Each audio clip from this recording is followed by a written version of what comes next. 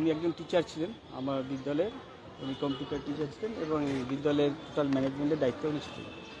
তা গতকালকে যদি স্কুল বন্ধ ছিল তো স্কুলে আমাদের কেয়ারটেকার যে আছে ওনার কাছে চাবি নিয়ে স্কুলে উনি থাকেন এবং একটা পার্সোনাল চাবি ছিল, সেই চাবিটা উনি নিয়ে স্কুলে থাকেন। স্কুলে উনি প্রতি শুক্রবার আসেন, শুক্রবার এসে কম্পিউটার শেখানো হয় এবং শনিবার দিনও কম্পিউটার শিখে টোটাল ম্যানেজমেন্টের কমপ্লিট করে উনি ধূপগুড়ি চলে যান।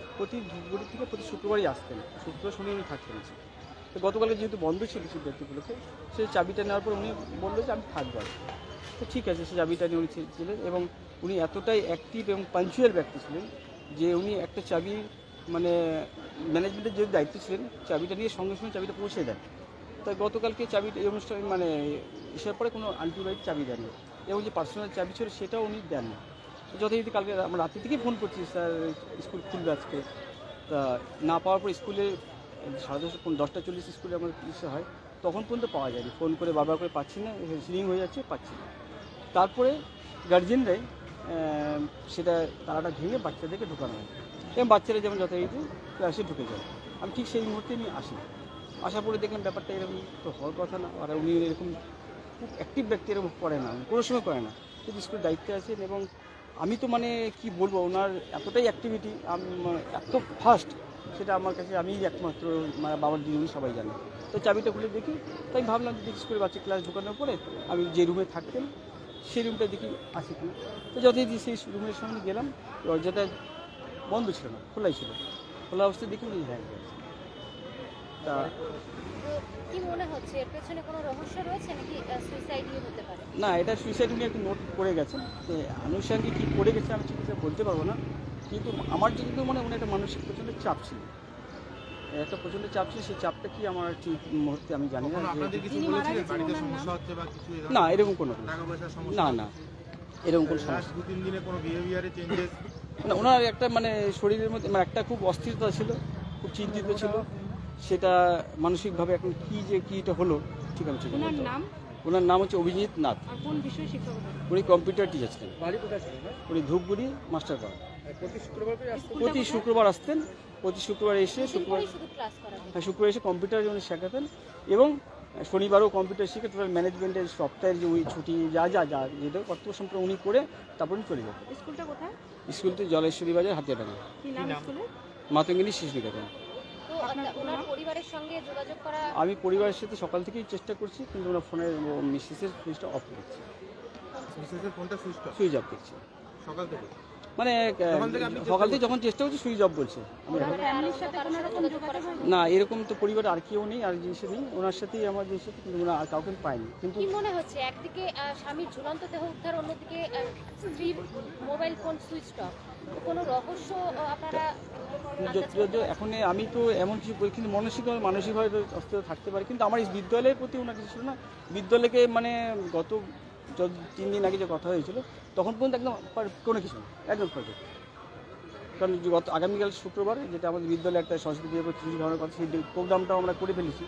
তা যেহেতু উনি শুক্রবার আসেন সেই জন্য আগামীকালকে আমাদের করা মানে ডেট ফেলেছি। তা আজকে যে দেখি অবস্থাটা। উনি কি প্রতি শুক্রবার আসতে? প্রতি শুক্রবার আসতে। বয়স কত হবে আনুমানিক? 45 থেকে 70। আপনার নাম? আমার নাম সঞ্জীব কুমার দাস। আপনি বিদ্যালয়ের কি? আমি বিদ্যালয়ের দায়িত্বে আছেন, আমি শিক্ষক, প্রধান শিক্ষক। কি নাম বললেন? আমার নাম সঞ্জীব কুমার দাস।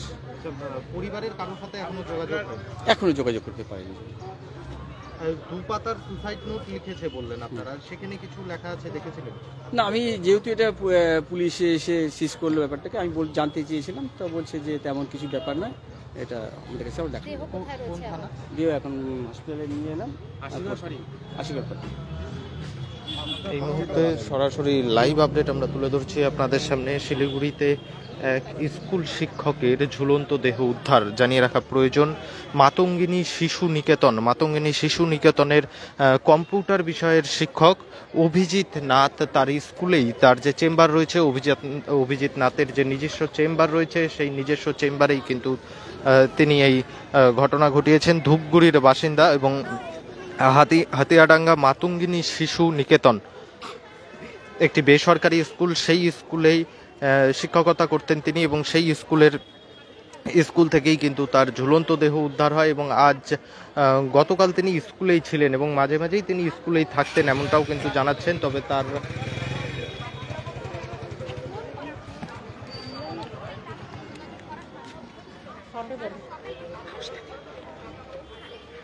এই মুহূর্তে সরাসরি সেই লাইভ আপডেট আমরা তুলে ধরছি আপনাদের সামনে